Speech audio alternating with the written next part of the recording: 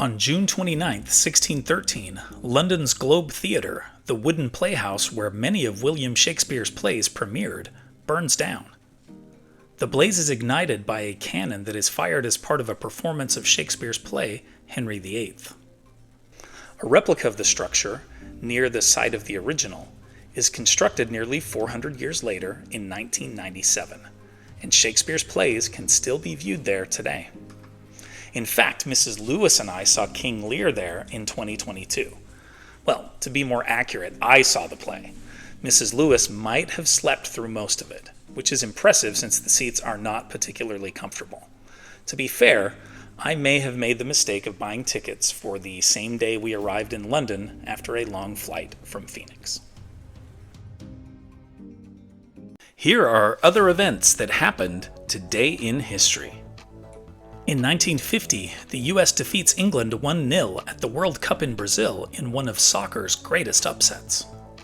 In 1972, the U.S. Supreme Court strikes down the death penalty as a violation of the Eighth Amendment.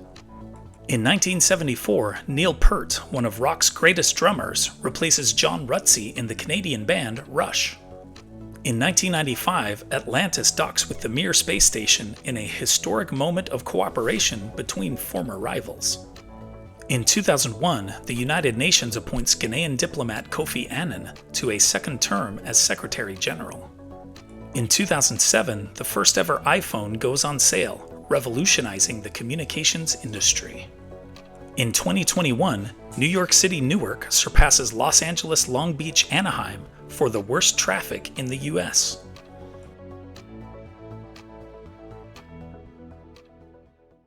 And now it's time for our Today in History quiz. What do we call Adolf Hitler's 3-day bloody purge of the Nazi Party that helped him consolidate power in Germany in 1934? The Night of the Long Knives? The Night of Broken Glass? The Night of the Bonfires? Or the Night of the Stormtroopers? Think you know the answer? Drop your guesses in the comments below. Find out if you're right next time on Today in History. You made it through Today in History. Nice work. Now treat yourself. Click the video on the right for what happened yesterday in history. Still can't get enough? The link on the left's got the whole playlist buffet. Want to make history a daily habit?